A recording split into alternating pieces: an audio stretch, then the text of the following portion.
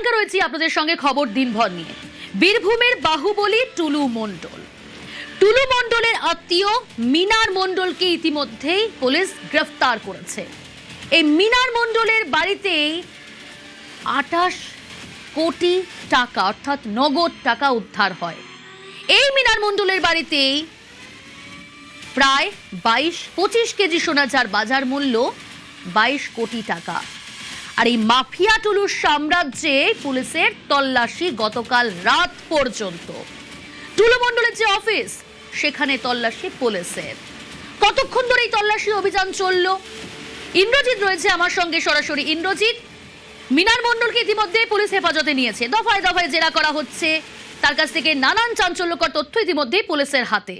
গতকাল রাত পর্যন্ত টুলু মণ্ডলের অফিসে তল্লাশি চালানো হয়। সেখানে কি মিনার মণ্ডলকে সঙ্গে নিয়ে গেছিলেন পুলিশ আধিকারিকরা? কতক্ষণ ধরে এই অভিযান চললো? কি কি উদ্ধার হলো সেখান থেকে?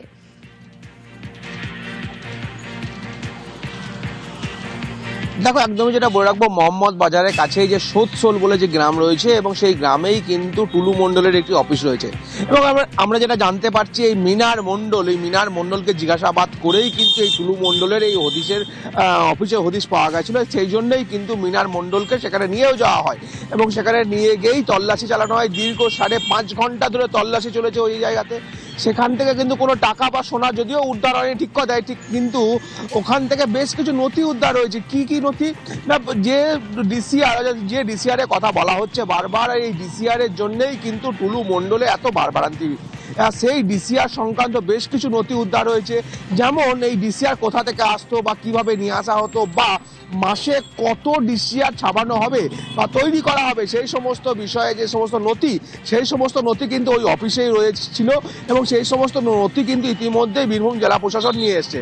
পাশাপাশি একটা জিনিস বলে রাখবো, যে অফিসের কথা বলা হচ্ছে বা যে অফিসে তল্লাশি চালানো হয়েছে, সেই অফিস কিন্তু বীরভূম জেলা প্রশাসন সম্পূর্ণভাবে সিল করে দিয়েছে। কারণ ওই অফিসের মধ্যে আরও বেশ কিছু নথি থাকতে পারে বলেই আশঙ্কা করছে, এবং সেই জন্যেই কিন্তু পুলিশ ওই অফিস সম্পূর্ণভাবে সিল করে দিয়েছে। আগামী দিনে ওই অফিসে কিন্তু আবারও তল্লাশি হতে পারে। পাশাপাশি যেটা বলে রাখবো, এই মিনার মণ্ডলকে কিন্তু এখনো জিজ্ঞাসাবাদ করা চলছে। কারণ বীরভূমের বিভিন্ন জায়গায় টুলু মণ্ডলের অফিস রয়েছে, বাড়ি রয়েছে, বা তার আত্মীয় স্বজনরা রয়েছে, বা তার ঘনিষ্ঠ ব্যক্তিরা রয়েছে।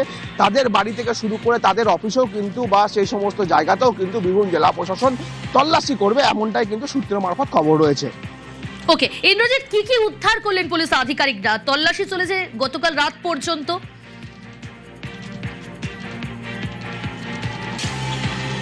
দেখো, যেটা বলে রাখবো, উদ্ধার করেছেন বলতে যেটা বারবার আমি বলছি, যে ডিসিআর এই ডিসিআর এর যে কাগজপত্র বা এই ডিসিআর সারা মাসে কোথা থেকে আসবে বা কত ডিসিআর তারা তৈরি করবে, নকল যে ডিসিআর, সে নকল ডিসিআর কত পরিমাণ তারা তৈরি করবে, বা টুলু মণ্ডলের যে গাড়িগুলি, যে লরিগুলি বা ডাম্পারগুলি রয়েছে, সেই ডাম্পারগুলি কোন পথ দিয়ে বেরিয়ে যাবে, বা এই ডিসিআর যে তাদের লাগবে না, বা ডিসিআর যে কোড রয়েছে, সেই সমস্ত কোডের কাগজপত্র, বা এই ডিসিআর কোথা থেকে আসবে, কিভাবে তৈরি হবে, বা ডিসিআর কারা নিয়ে যাবে, সেই সমস্ত বিষয় কাগজপত্র উদ্ধার হয়েছে। পাশাপাশি টুলু মণ্ডলের সঙ্গে আর কে যুক্ত রয়েছে এই ডিসিআর কাণ্ডে বা এই ডিসিআর তৈরির পেছনে, সেই সমস্ত ব্যক্তিদের নাম ঠিকানাও কিন্তু ওই জায়গা থেকে উদ্ধার করা হয়েছে, এমনটাই কিন্তু খবর রয়েছে বীরভূম জেলা পুলিশ প্রশাসন সূত্রে। ওকে ইন্দ্রজিৎ, বেশ, অর্থাৎ একাধিক গুরুত্বপূর্ণ নথি ইতিমধ্যেই বাজেয়াপ্ত করেছে পুলিশ আধিকারিকরা। রাতেই টুলু মণ্ডলের অফিস সিল করে দেওয়া হয়।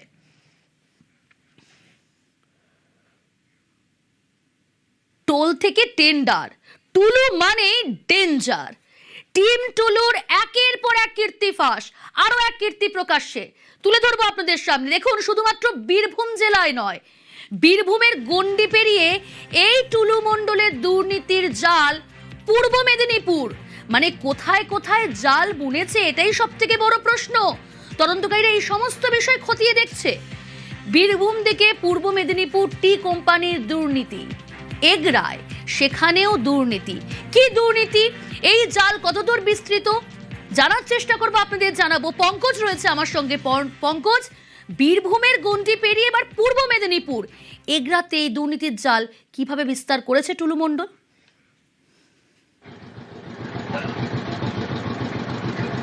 দেখো, একেবারে দুর্নীতি যেখানে পাথর থেকে শুরু করে একেবারে টেন্ডারের দুর্নীতি, যেখানে বীরভূমের এই টুলু মণ্ডল তার যে এই যে মন্ডল স্টোন প্রোডাক্ট প্রাইভেট লিমিটেডের যে এই যে রাস্তার কাজের যে টেন্ডার, সেই টেন্ডার কিন্তু এখন পূর্ব মেদিনীপুরেও দেখা গেল।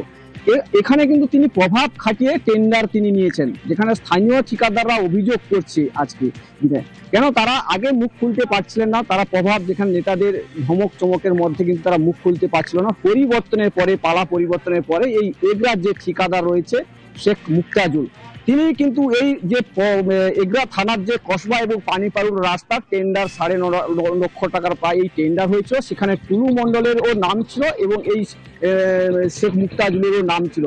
সেক্ষেত্রে শেখ মুক্তাজুলের কাগজপত্র ঠিক থাকা সত্ত্বেও তার নাম আসার পরেও তার নাম বাতিল হয়ে যায়। সেক্ষেত্রে তিনি কিন্তু হাইকোর্টের দ্বারস্থ হয়েছিলেন। হাইকোর্টের দ্বারস্থ হওয়ার পরেই কিন্তু তাকে অভিষেক বন্দ্যোপাধ্যায়ের দপ্তরে ডাকা হয়, কারণ সেই টুলু মন্ডল যেহেতু ঘনিষ্ঠ এবং তাদের প্রভাব কিন্তু বিস্তর এলাকায় জুড়ে রয়েছে, সেই কারণে কিন্তু সেই যে শেখ মুক্তাজুলকে অভিষেকের ঘরে গিয়ে কিন্তু ধমক চমক দেওয়া হয়। তাকে বলা হয় যে এই কোর্টের কেস তাকে তুলে নেওয়ার জন্য, সে কিন্তু কোর্টের কেস তুলে নেয়। তারপরে কিন্তু তিনি আজকে ডেটে কিন্তু তিনি মুখ খুলতে বাধ্য হলেন, কারণ তিনি যখন দেখলেন টিভির পর্দায় দেখলেন কাঁড়ি কাঁড়ি টাকা এবং যে সোনার বাট পাওয়া গেছে এই টুলু মন্ডল, সেই টুলু মন্ডল কিন্তু বীরভূমে শুধু প্রভাব বিস্তার করেনি, এখানে পূর্ব মেদিনীপুরেও তিনি রাস্তার একটা দুর্নীতির সঙ্গে প্রভাব বিস্তার করেছে। সেক্ষেত্রে যে বড় বড় রাস্তার কাজ, যে সমস্ত পথশ্রী 4-এর যে সমস্ত বড় বড় রাস্তার কাজ কিন্তু সেই পূর্ব মেদিনীপুরের কোনো ঠিকাদার পেত না। সেক্ষেত্রে এই যে পূর্ব মেদিনীপুরের ঠিকাদাররা তারা এই বিস্তর অভিযোগ করছে এই টুলু মন্ডল তার যে মন্ডল স্টোন প্রাইভেট লিমিটেডের যে তাদের ঠিকাদারের যে সংস্থা, তাদের এই বিভিন্ন রকমের যে রাস্তার ঠিকা তারা কিন্তু নিত। সেক্ষেত্রে এলাকার স্থানীয় ঠিকাদাররা না পেয়ে তারা কিন্তু অভিযোগ করছে। সেক্ষেত্রে এই যে এগরার একবারে প্রত্যন্ত এলাকার, যেখানে এগরা পৌরসভা সহ এলাকার যে সমস্ত রাস্তা রয়েছে তার মধ্যে কিন্তু কসবা এবং পানিপাড়ুল যে রাস্তা, বিস্তর রাস্তা, তার কিন্তু ঠিকাদার কিন্তু মন্ডল টোনস প্রাইভেট লিমিটেডের। আর সেই রাস্তা কিন্তু স্থানীয় কিন্তু এক ঠিকাদার পেয়েছিলেন, তাকে ধমক চমক দিয়ে তার টেন্ডার থেকে তার নাম বাদ দেওয়া হয়েছে। সেক্ষেত্রে তিনি কিন্তু এই বিস্তর অভিযোগ তুলছে পূর্ব মেদিনীপুর জেলা থেকে। বেশ পঙ্কজ, অর্থাৎ কোনো জায়গায় বাদ রাখেনি টুলু মন্ডল, টোল থেকে টেন্ডার, টুলু মানেই ডেঞ্জার। টুলু মন্ডলের এগেইনস্টে একটা কেস করেছিলাম 2025 মাসে কসবাগলা আলমগিরি রাস্তার এই কাজের ব্যাপারে। তার অর্থ যে কাগজ মানে অফিসিয়ালি যে কাগজটা টেন্ডারে চায় তার অনেক কিছু কাগজ না থাকা সত্ত্বেও তাকে কাজটা পাইয়ে দেওয়া হলো। আমি যখন কমপ্লেন করতে যাই আমাকে অভিষেক বাবুর অফিসে ডাকা হলো, 3-4 ঘন্টা বসিয়ে রেখে সুমিত এসে বললো, দাদা আপনি একটু বেশি লাফালাফি করছেন, আপনি কেসটা উইথড্র করে নেন, আপনার বিষয়টা আমি দেখছি। তাহলে কি আপনি মনে করছেন সুমিতের সঙ্গে বা অভিষেকের সঙ্গে টুলু ব্যানার্জি পুরো সরাসরি যোগাযোগ ছিল? কাশির চোটে কারোর মুখ থেকে রক্ত ওঠে, কেউ বুক ভরে শ্বাসই নিতে পারেন না। পাথর খাদানের কাজে গিয়ে বুকে থাবা বসিয়েছে মারণ রোগ সিলিকোসিস। একদিকে টাকার পাহাড়ে চড়েছেন টুলু মন্ডলরা, আর অন্যদিকে অন্ধকার নেমেছে শ্রমিকদের জীবনে।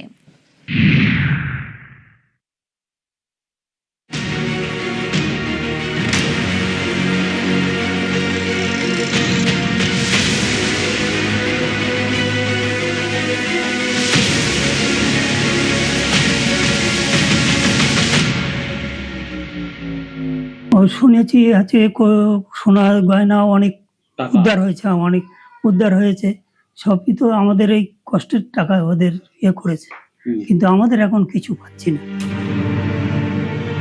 ফুসফুসটা বলতে চাইছে কথা, অনেক দুঃখ, জমা ব্যথা।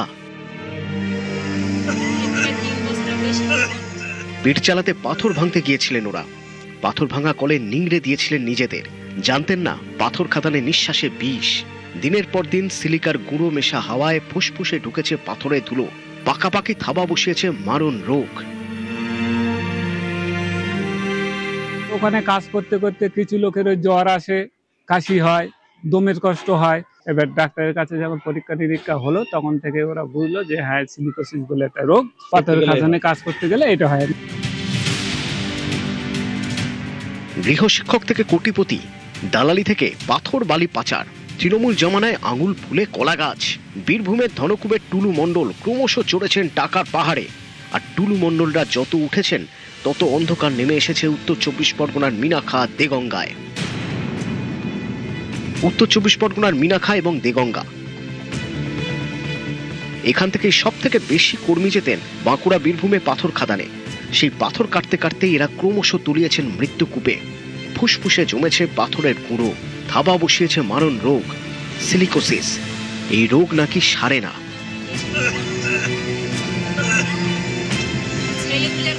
কয়লা খনি বা যে ক্রাশারের যে কাজগুলো করে, কারণ ওই যে ডাস্ট পার্টিকেলগুলো থাকে যখন কয়লাকে আপনারা বিভিন্ন যে কোল্ড ডাস্ট যেটা বলে, সেটা যখন আমাদের এটা পার্মানেন্ট ড্যামেজ করে ফেলে আমাদের লাংসগুলোকে, ফুসফুসকে। সুতরাং সব থেকে ইম্পর্টেন্ট হলো প্রিভেনশন, এবং পালমোনোলজিস্টদের সঙ্গে কথা বলে, যারা ফুসফুসের বিশেষজ্ঞ তাদের সঙ্গে কথা বলে আমরা সেখানে অনেকের ক্ষেত্রে এরকম হয় যে লাইফ লং ইনহেলার নিতে হচ্ছে, অনেকের মানে ব্রঙ্কোডাইলেটাস এগুলো ইউজ করতে হয় অনেকের ক্ষেত্রে। তো সুতরাং আরও অন্যান্য ওষুধ আছে, supportive care, but most importantly এর থেকে প্রিভেনশনের থেকে হলো সব থেকে ইম্পর্টেন্ট। এই মুহূর্তে দেগঙ্গার প্রায় 64 এবং মিনাখায় 200 জন সিলিকোসিস আক্রান্ত। মৃত্যু হয়েছে বহু শ্রমিকের। শ্রমিকদের অধিকার রক্ষায় তৈরি হয়েছে সিলিকোসিস আক্রান্ত সংগ্রামী শ্রমিক কমিটিও। সমস্যায় দমে কষ্ট হয় খুব। আগে এই কাজ করতাম, ওই কাজ করে এখন ছেড়ে দিয়েছি। ও শুনেছি আছে সোনা গয়না অনেক উদ্ধার হয়েছে, অনেক উদ্ধার হয়েছে। সবই তো আমাদের এই কষ্টের টাকা ওদের করেছে, কিন্তু আমাদের এখন কিছু পাচ্ছি না। চিনতেন এই টুডু মন্ডল? না না, কোনো কাউকে চিনতাম না। আপনারা কিভাবে কাজে যেতেন তাহলে? আমরা ওই টেন্ডারের এর থেকে যেতাম, ওই 400-300 ঠিক নেই আমাদের। কত ঘন্টা ডিউটি কাজ করতেন? ও 250 এরকম। কতক্ষণ ডিউটি? ও ঠিক নেই, হয়তো 7 ঘন্টা, 12 ঘন্টা, 8 ঘন্টা। যে কোনো সাইকেল জোরে চালালি দম লেগে যায়, বা কাজ জোরে কোনো কাজই করতে পারি না, কোনো ভারী কাজ করতে পারি না। তাহলে সমস্যাটা কি হয়? সমস্যা দম লেগে যায়, শ্বাসকষ্ট হয়।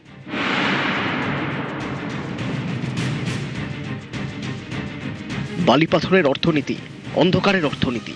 টুলু মণ্ডলদের এই অন্ধকার অর্থনীতির ফুট সোলজার এরা। টুলু মণ্ডলদের জীবনে যত আলো এসেছে তত অন্ধকার নেমেছে এদের জীবনে। দেওয়া হয়নি সামান্য মাস্ক কিংবা সুরক্ষা সামগ্রীও। টুলু মণ্ডল যখন বিলাস বৈভবের পাহাড়ে মেয়ের বিয়েতে 150 কোটি টাকা খরচ করে হইচই ফেলে দিচ্ছেন, তখন ধুঁকছেন মিনাখা দেগঙ্গা শ্রমিকরা। মারণ রোগকে বুকে নিয়ে মৃত্যুর অপেক্ষা। অনেকেই আক্রান্ত হয়ে সিরোসিস আক্রান্ত হয়ে মারা গেছে, কিন্তু যারা এখন জীবিত রয়েছে তারা কিন্তু করুণ রোগে কিন্তু এই সিরোসিস আক্রান্ত হয়ে তারা ভুগছেন, কর্মক্ষমতা হারিয়েছে, ফলে দেখার লোক নেই। এখন কিছুটা হলেও আর্থিক সাহায্য পাচ্ছেন এই ধরনের পাথর খাদানের শ্রমিকরা, ফলে তাদের পাশে আরো সরকার ভালোভাবে দাঁড়াক, এই দাবি কিন্তু করছে সিরোসিস আক্রান্ত সাধারণ মানুষরা। দেগঙ্গা থেকে জিয়াউল আলম, নিউজ 18 বাংলা।